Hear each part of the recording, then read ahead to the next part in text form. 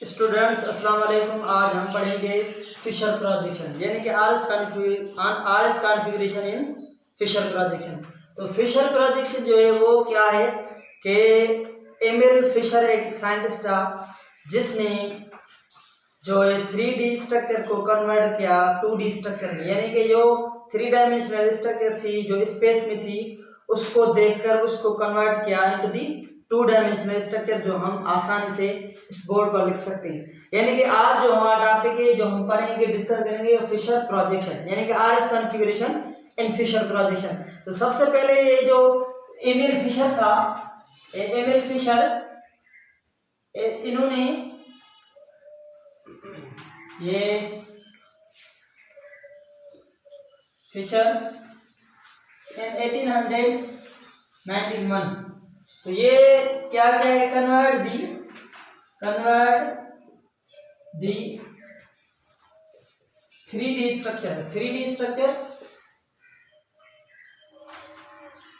Structure into 2D यानी कि 2 dimensional 2D structure. तो इसने कैसे जो है ऑब्जर्व करके रियलाइज करके कंपाउंड को स्पेस में कैसे उसको तब्दील किया, तो वो भी सबसे पहले वो हम सीखेंगे, लर्न करेंगे। उसके बाद जाएंगे R S configuration in the Fischer projection. तो ये एक कंपाउंड है,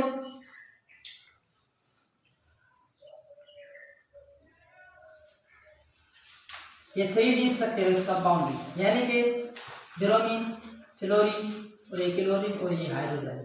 अब ये जो है 3D स्ट्रक्चर इसको इसने कैसे कन्वर्ट किया, इसने कहा कि दो हॉरिजॉन्टल लाइन यानी कि 2D क्या होता है अलोंग द एक्सिस और अलोंग द वाई एक्सिस, यानी कि अलोंग द एक्सिस यानी कि इसने अलोंग द एक्सिस क्या किया कि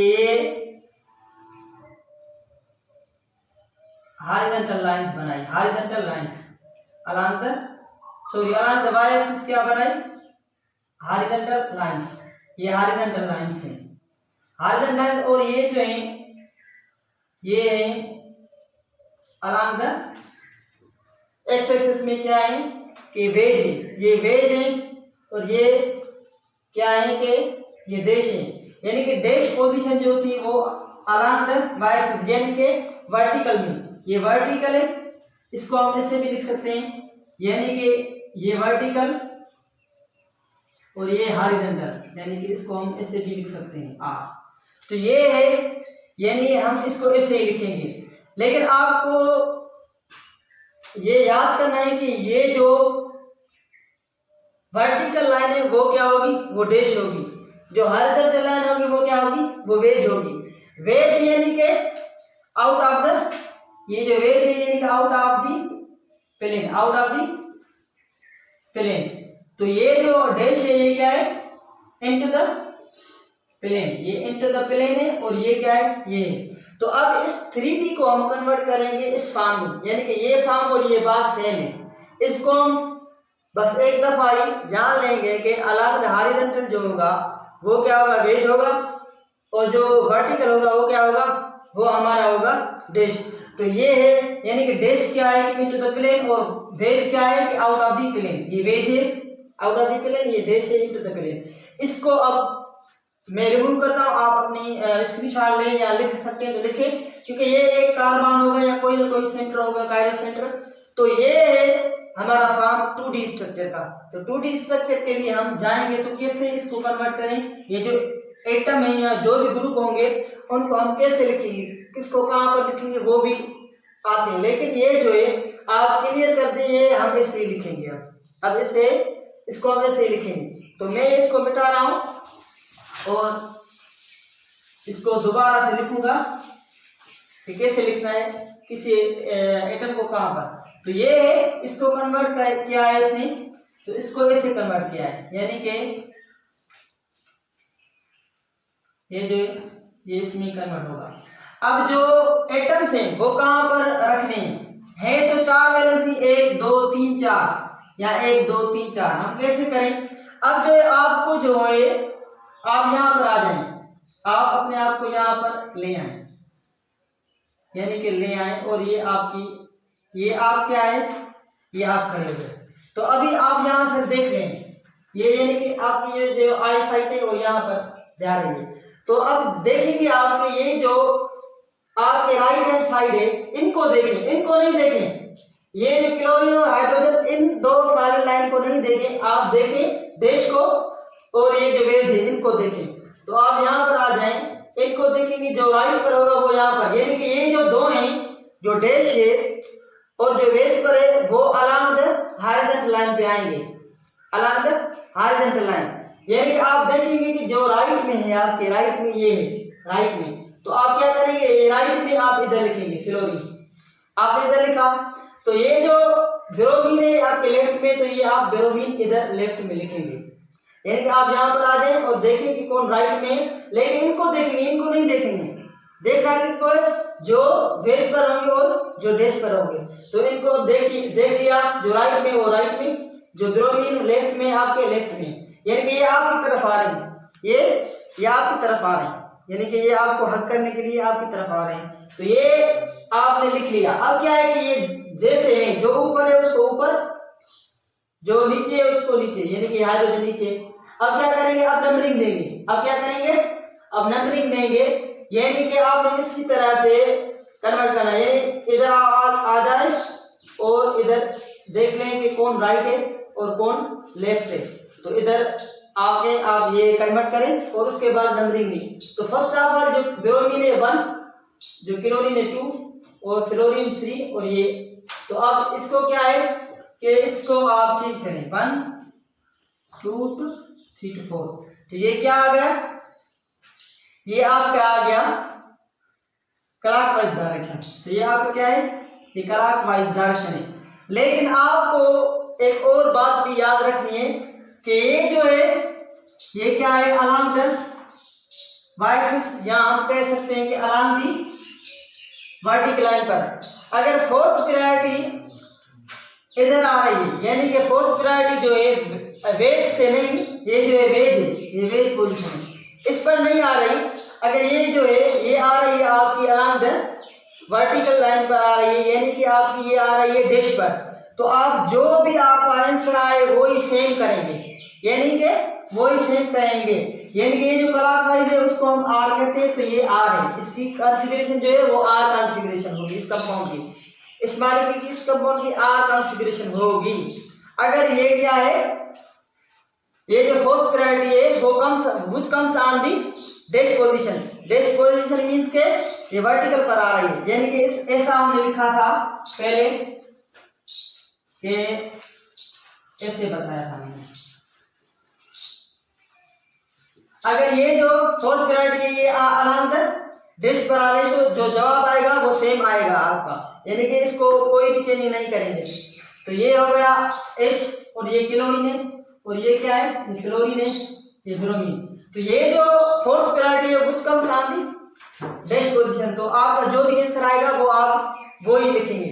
लेकिन एक बात आ जाती है, अगर जो फोर्थ प्रायोरिटी है कोई भी हो सकती है फोर्थ प्रायोरिटी, अगर वो आए, ये जो ऊपर वाली है ये डैश है, ये भी डैश है, अगर यहीं पर नहीं आ रही, यानी कि ये जो लाइन है आपकी ये सीधी आ रही है, जो वर्टिकल लाइन है उस पर नहीं आ रही, किस पर आ रही है, ये जो वेज है वेज पर आ रही है, तो आप क्या कहेंगे, क्या इसको जो भी जवाब आएगा उसको रिवर्स करेंगे, उसको रिवर्स करेंगे। यानी कि मैं आपको बताना चाहता हूं कि अगर फोर्थ प्रायोरिटी 2D स्ट्रक्चर में वेज पर आ रही है, यानी कि अलोंग द हॉरिजॉन्टल लाइन पर आ रही है, तो आप क्या करेंगे, उसको चेंज करेंगे, उस आंसर को रिवर्स करेंगे। अगर आर आ रहा है जवाब तो आप एस कहलाएंगे उसका ओरिजिनल आंसर, अगर आपका एस आ रहा है तो उसको रिवर्स करेंगे, आर हो जाएगा, तो आपका आंसर वो आएगा।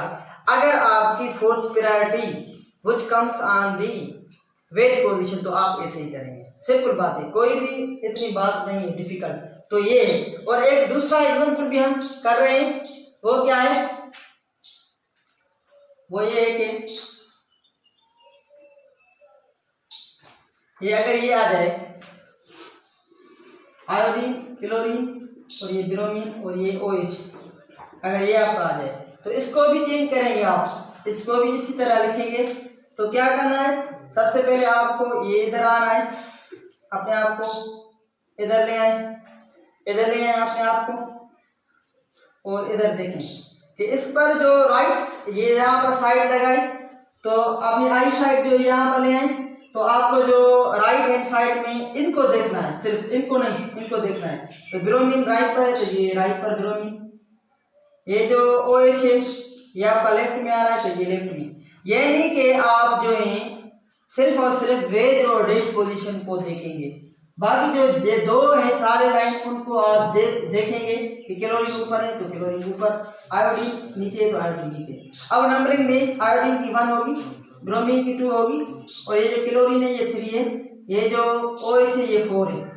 तो अब देखें, अब जो मैं बात बताना चाह रहा था आपको कि जो भी फोर्थ प्रायोरिटी हो वो अगर वेज पर आ जाए यानी कि हॉरिजॉन्टल लाइन पर आ जाए, तो आप क्या करेंगे कि आपको जो आंसर मिलेगा उसका रिवर्स करेंगे। उसका क्या करेंगे? रिवर्स। अगर इस पर देखें तो इस पर जो वेज पोजीशन है ये इन पर फोर्थ प्रायोरिटी नहीं आ रही है, तो हमने जो आंसर निकाला वही था, सेम था।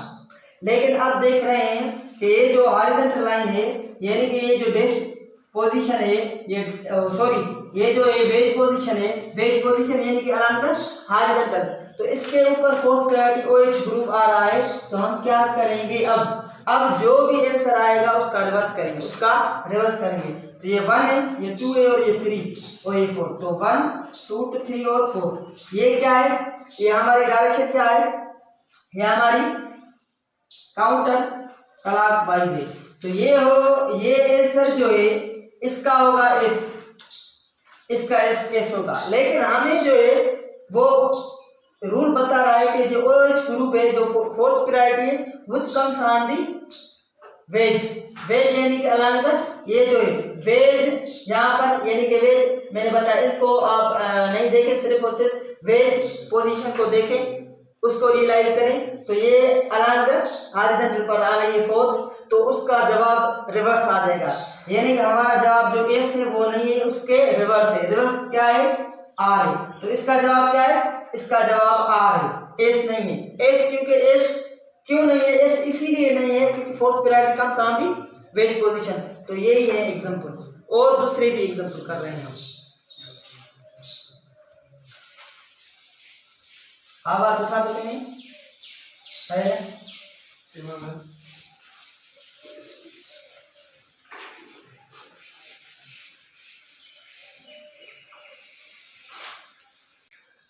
ये जो भी एग्जांपल है वो है लैक्टिक एसिड का, यानी कि ये लैक्टिक एसिड है, अभी तो नहीं है, जब एटम इसमें रखेंगे फिर करेंगे तो तभी लैक्टिक एसिड बनेगा।